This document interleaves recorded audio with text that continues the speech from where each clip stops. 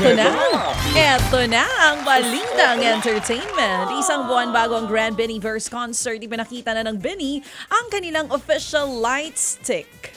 White ang main light nito na hugis bulaklak. Kulay teal naman po ang hawakan na tugma sa kanilang fandom color. Mabibili ang Bini light stick sa halagang...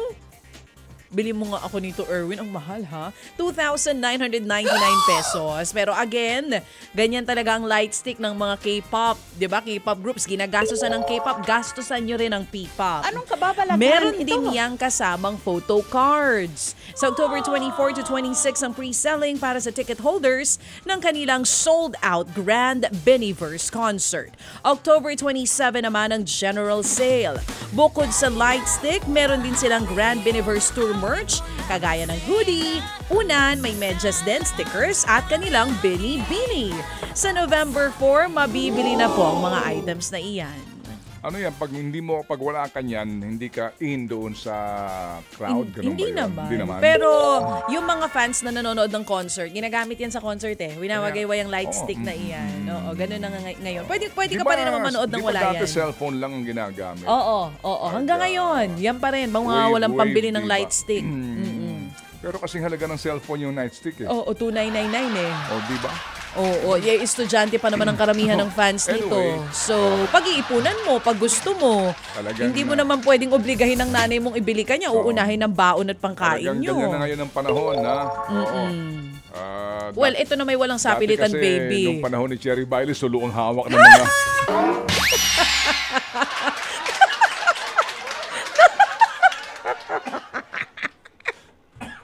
Ikaw talaga, nadamay na si Ma'am Cherry.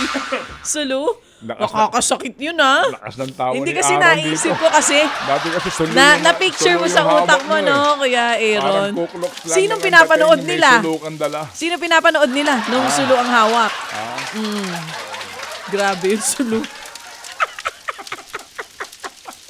Pinatatanda mo talaga si Madam Cherry, ha? Oo, sulu yung hawak nila. Matanda na raw kayo. Oo, kaya pagkatapos ng concert, amoy agaas ka. Oy, bawal. Sa concert ngayon, bawal yun. Hindi ka pa papasukin.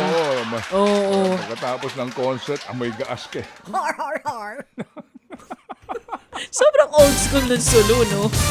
Sa pelikula ko na lang naabutan yan. Itaas ang sulu! Sugod mga kapatid. Nominado po naman bilang Best Actress in a leading role si Kim Chiu sa prestihiyosong Asian Television Awards 2024. Yan po'y para sa pagganap niya sa What's Wrong with Secretary Kim. Makakalaban niya para po sa parangal ang iba't ibang artista mula sa Australia, Hong Kong at China. Nominated po si Julia Barreto naman para po sa Best Leading Female Performance para sa digital series na Secret Ingredient. Nakakuha rin po ng nominasyon ang sa serye para po sa kategoryang Best Original Digital Drama Series ang naturang serye. Ayun. Samantala, pinasalamatan naman ng singer na si Juan Carlos ang kanyang lola na nagpalaki sa kanya. Ang kwento ni JK, ang kanyang lola ang dahilan kung bakit siya nagtagumpay sa buhay. Ang lola raw niyang nag-iisang constant sa kanyang buhay. Nakikipag-usap pa nga raw siya sa fans si JK online at todo suporta rin kapag may performance si JK. Lalo ngayong magkakaroon po siya ng solo concert, sobrang excited daw ng kanyang Lola Dear.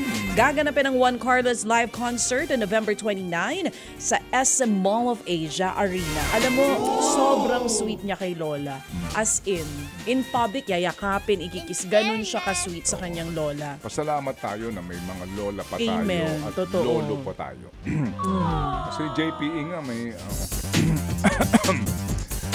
inanunsyo po naman ng si Daddy Galo Lim kaya may lolo pa. Hihikain ako sa ginagawa mo eh. Happy birthday, Galo Lim, ha? Good morning, Salamat Daddy. sa iyo.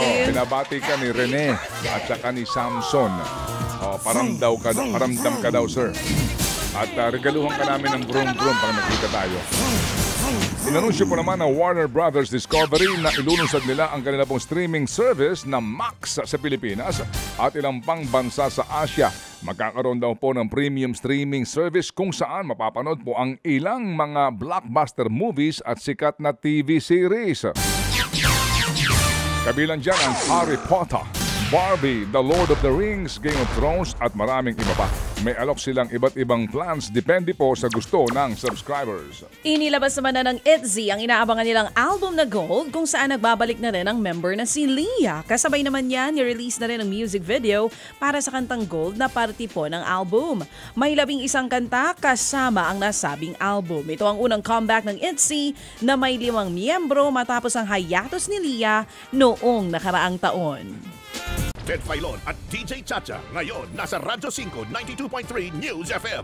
Monday to Friday, 6 to 10 a.m.